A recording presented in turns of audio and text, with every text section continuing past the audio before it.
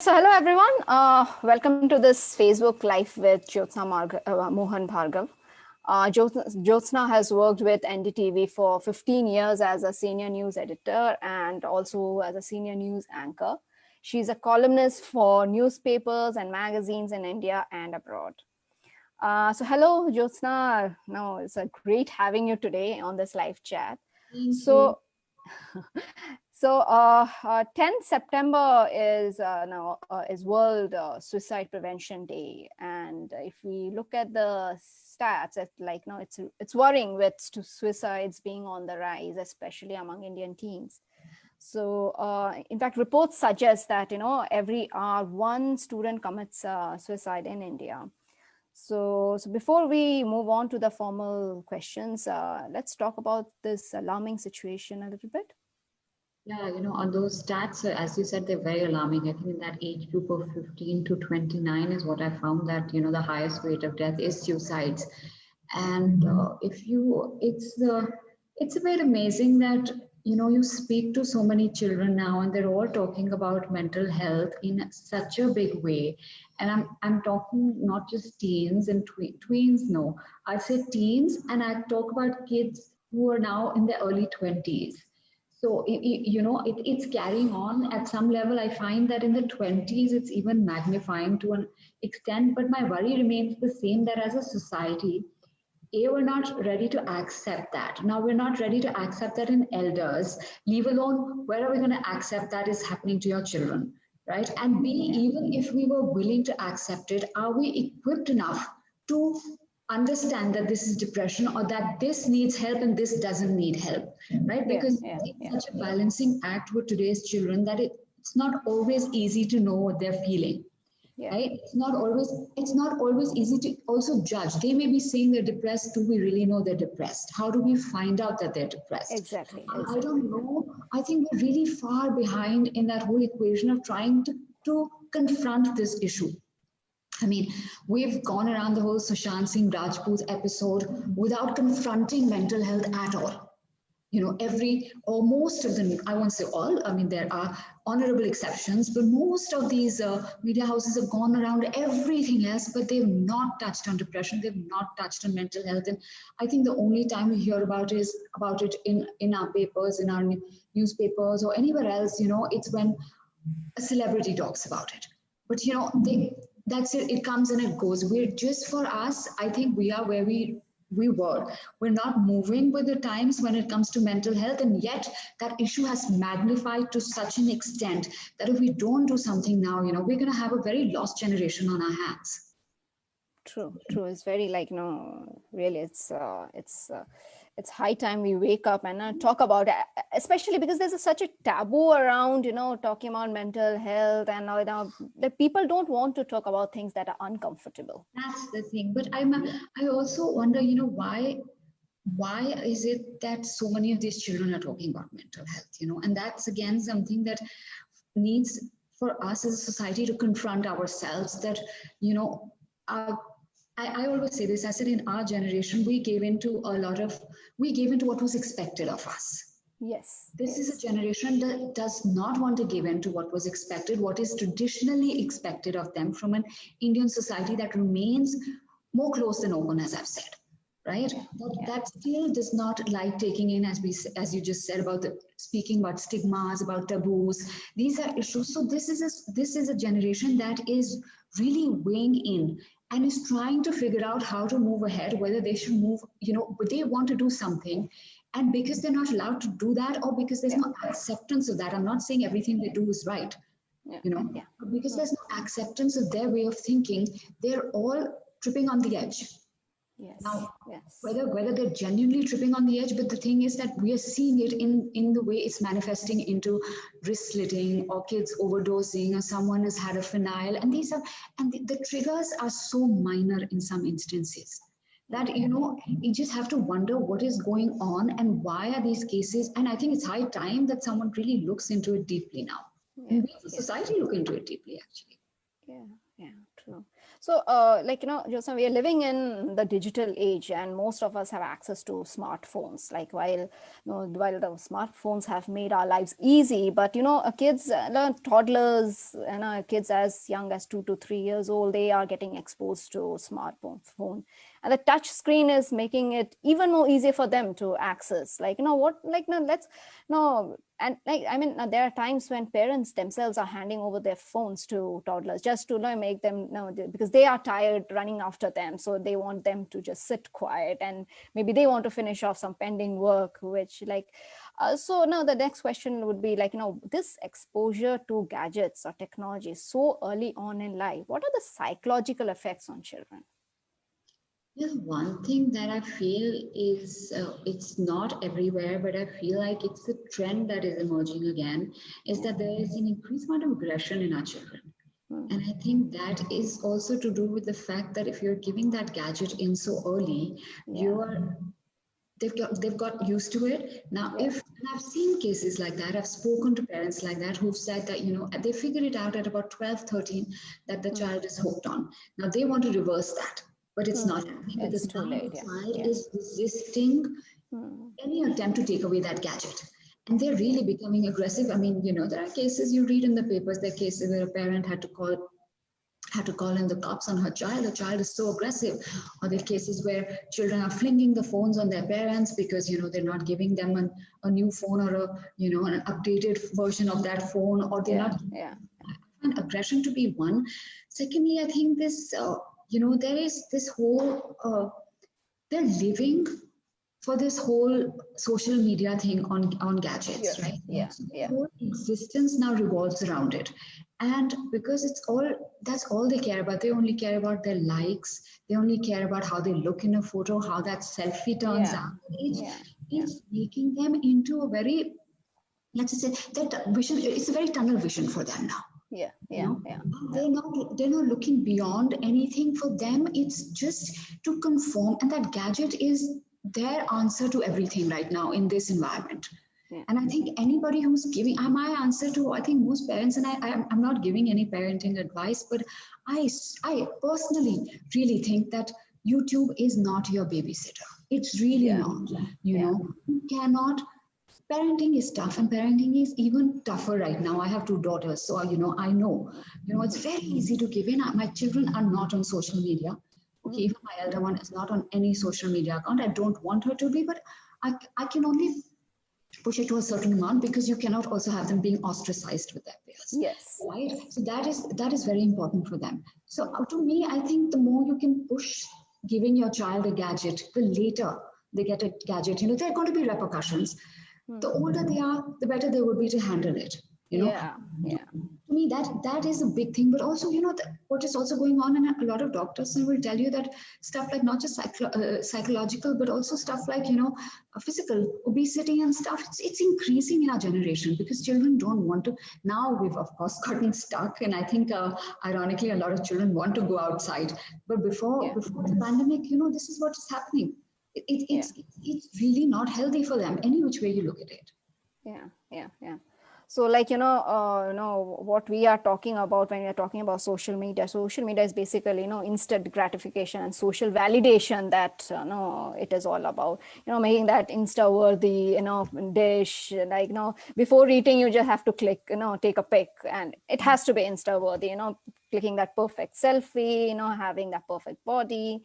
So now that it is somewhere affecting the mental health of youngsters. And why is this important? And I mean, for me, if as a parent, if I say, why is it important for teenagers, as young as 9, why do you have to be on on social media?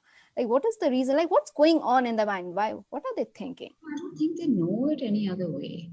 Frankly, that, and I think B, the peer pressure has just magnified into something nasty right now. So to conform, you need to do what your peers are doing. And for that, that's the dilemma, if somebody's on social media, if someone's on Instagram, how can they not be on Instagram? And from there it's a chain. So if somebody's photo has 50 likes, why is mine got only 30? And then you just obsessively keep looking.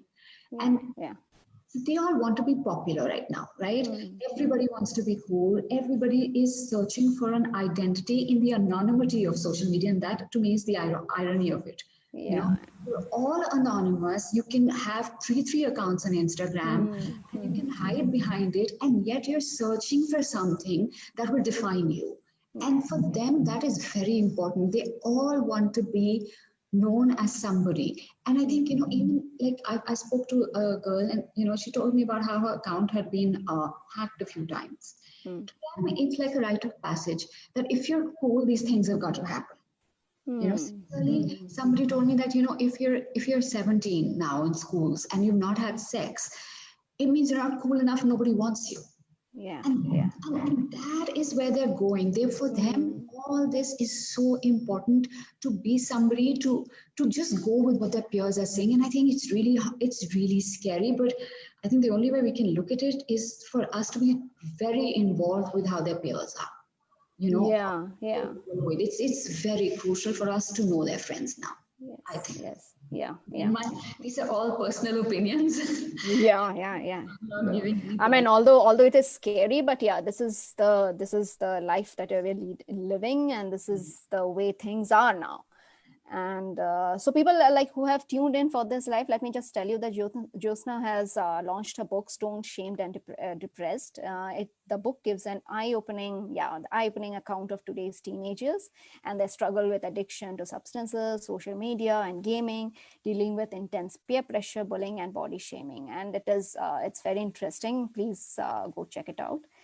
And so Jyotsna, latest data released by, if you see, NCRB has revealed that more than 1.39 lakh Indians died by suicide in the year 2019. Like 67% of them were young adults. In fact, according to another Lancet report, the suicide rates in India are highest among the 15 to 29 age group. Highly disturbing these figures are, but also these figures also put the spotlight on today's young generation is under a lot of stress. So which brings us to the next question. What are the main causes of stress for today's youngsters, especially teenagers? I really try to understand that, and there's a lot of stress, there's a lot of pain. Okay. Yeah. And as I said it in my book also, a lot of it is real, a lot of it is imaginary. There's a lot of angst in this generation, a lot of it. And I've asked so many children that what is the reason that you're so sensitive, that you're so upset with things. And, for them, this is normal. This is how they are. And for them, this is, they according to them, they can't quite understand us. And I think that's the dichotomy in everything that, it's that parent child struggle, which is got magnified in this generation. In our generation, when we were told we got to do something, we went to school, we came back. Bullying, it finished, we came back. Everything 24/7, everything is in a spotlight. There's nothing called body positivity, nothing at all. Everything is to look good. And for them, so there's this pressure that has not gone as well. I think it's that whole conventional Indian thing of you've got to get your 100% still, irrespective of what is going on. I think it's amazing that children are getting 100% in English. I cannot fathom it. And to me, these are children, then it's a cycle for them, to keep awake through the nights. They're now going onto drugs, right? Because they want to keep awake. Getting into drugs is leading them to depression. It's because they're not sleeping through the night. They're looking for their next dose. It's become like this vicious cycle, which has got other factors coming into play.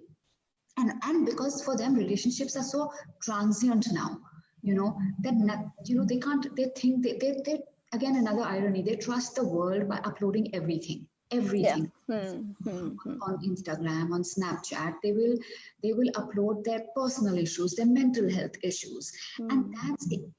And that's exactly where they get caught, because there's a thing called sad fishing, which is a concept which means that you're putting up all your mental health issues, and then somebody's going to make fun of you. Now these are the same. This is a generation that does not know how to handle it either. Yes. And school children are not always going to be kind. They're not. I mean, that's not any different from us. But what has got magnified is their behavior. So, when you get hit on social media, it takes you back even more. And I think everything is contributing to them to feel like they're saddled with too much to perform. And psychologists and counselors admit, they say, that children are actually multitasking at a level that we would have not been able to do in our times. To give them their due, they are trying to live in the offline world and the online world. Yeah. And I think it's all adding down to them. And then they turn around and feel like, they're not being understood. So a lot of them then resort to, physical harm. And because I also think conversations are very important. Yes. And I don't think that we're doing enough conversations. I can't say that it's going to take away everything, but I do think that it's the only way forward right now, because you've got to give one and you've got to take two, but you've got to give in a little bit. Yes, of course. The communication has to be open. People, the kids should feel, and you should, as a parent, we should make them give them that safe space for them to talk. To them, Yeah. A safe space. You cannot turn around and say, I'm going to disown you because you didn't get a 98%. That is what has happened with us over the years, over decades. That's been our reaction, right? Right. And this is not reacting the way. Basically, the reactions are different. Yeah. The reactions are different. It's not us. Yeah. And Jyotsna, I was reading your book, and one interesting thing that I came up, one interesting word or two words I came up is digital hookups. Like, would you like to tell us a little bit about it? Yeah, it's the same. I think, as I was saying, relationships firstly are so transient, and secondly, a lot of it is done for show. And thirdly, online relationships have the potential of, cascading into something that nobody knows. So again, there's another term called catfishing. And that is, you get into a relationship online because, everybody else is in a relationship, so you can't be the only one out. And yet, somewhere 2 years later, 1 year later, many months later, you'll find out that, you're a girl, you're in a relationship with another girl. You've got catfish. There's traces. You have no idea what is going on. You can have people who are acting out as somebody else online, and yet, and their relationships are so quick. Everything is, everything is a snapshot.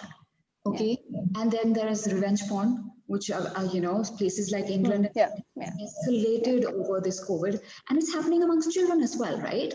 So everything is so intense digitally. Online, everything is so intense. We're in this big relationship, 3 days later, you're done. 4 days later, your nudes are out. And, it's just, it's sad to know that they're so desperate for these relationships. And I think some of that answer lies at home, that they're looking for something that they're not finding elsewhere. Yeah. So just a last question before we go to the audience question. Like, as parents, like, we want to know, how can we protect our children, or what can we do to protect our children? Like, when if I take a personal example, if my kids' friends have smartphones, my child will also ask for one, right? But I don't want to fall into peer pressure, but also I have to keep in mind that my daughter travels alone to school. So I want to stay in touch to ensure that she is safe and she has reached safe. So you see this kind of double-edged sword, if you say. So look, how is parenting has become difficult over time. Now it is even more difficult, I would say. But how do we deal with this? Would you have any suggestions? That's what we're looking for. But I always give the example of a friend whose son is 15 and appearing for his GCSEs. And I told her, I said, now he's 15, so just give him the phone, right?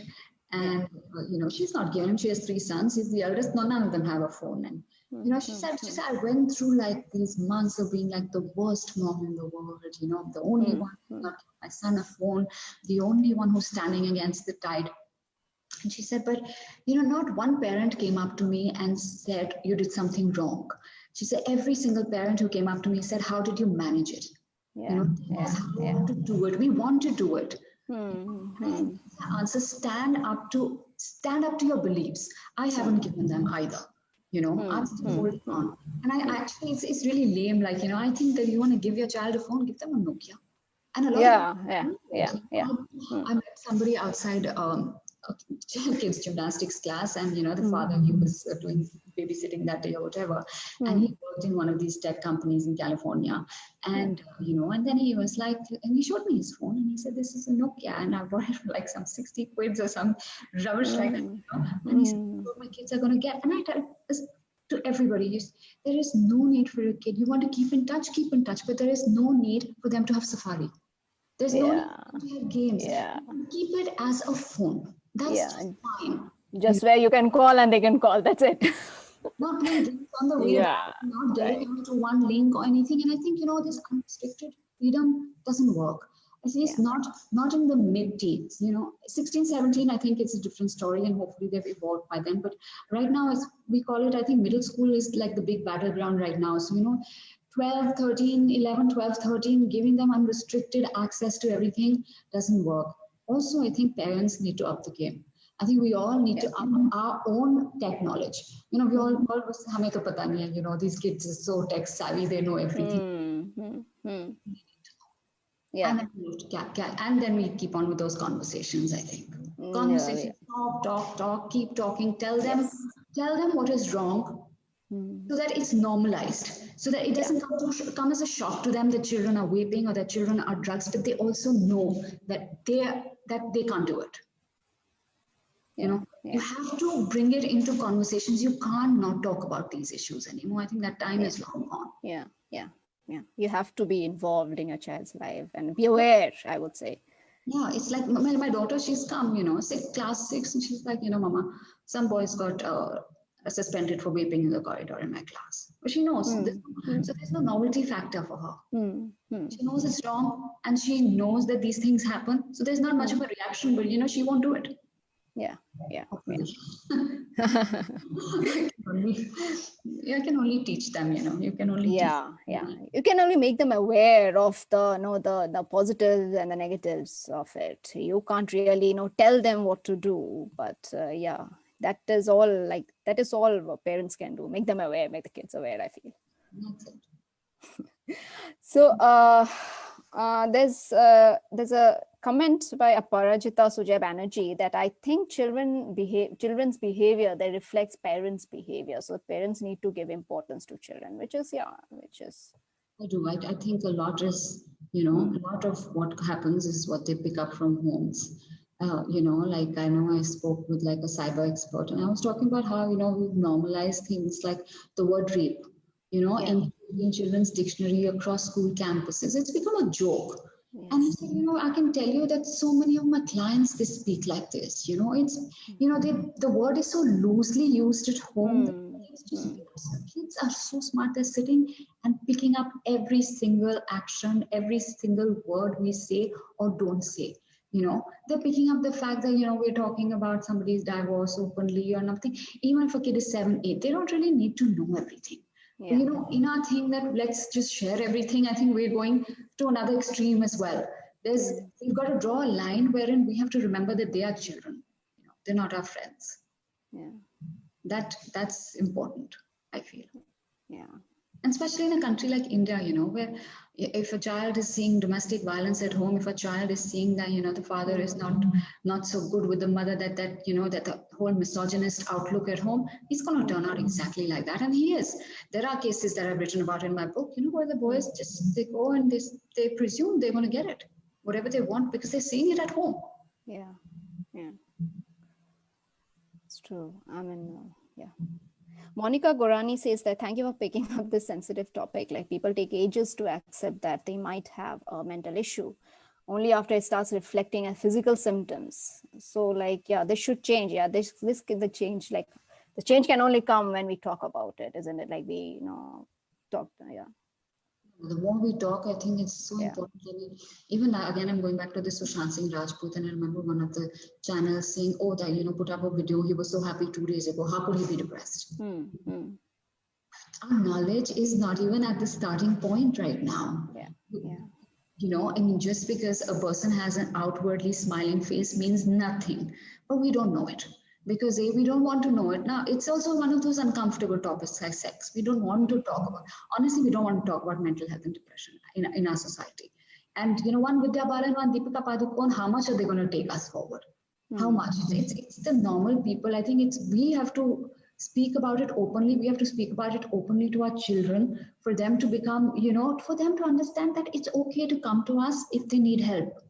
Yeah. We don't want children to hide behind it and, then attempt something that will, we'll all regret. We need to have these open conversations that it's okay to feel low. Yeah. Yeah. But it's also okay to seek help. Yes. We're really struggling with this right now. We really are. Yeah. Yeah. People often say, they be positive. Like, no, it is difficult to remain positive all the time, to be positive all the time. No, I say this to people. I'm like, there's no shame in going to a doctor and taking a pill if need be. There is absolutely no shame. Yeah. But again, बहुत सोचते हैं जाने से पहले. That should, the very idea of going to a doctor it's a mental block. Yeah. Yeah. Yeah. Yeah. I mean, I think the whole stigma around mental health comes here. Like, if you are going to see a doctor, it is like pagal hai. Like, come on, like, yeah. Absolutely. So yeah. So thanks, Jyotsna. Thanks for joining us today. It was great chatting with you. I mean, and this is a very important topic, especially in this digital age. And I would like our readers to remind our readers that Jyotsna has written a fabulous book. Please go read the book, Stoned, Shamed, and Depressed. And if you have any other questions, please do leave them in the comments, and we will try to get them answered from Jyotsna. And thank you again, Jyotsna, for joining us in this live. I think, as adults, even we are now struggling with the whole pandemic. Yeah. I mean, and things have just gotten so intensified that, even our mind wanders. Imagine the uncertainty. Imagine the uncertainty that's going on in kids who've just finished their class 12 or who've just finished their college. I mean, two batches, my heart goes out to them, So many of them have had to do like this correction midway, because exams have not been announced and entrance tests are not being announced. Now, without losing a year, they've had to go into college somewhere else, wherever.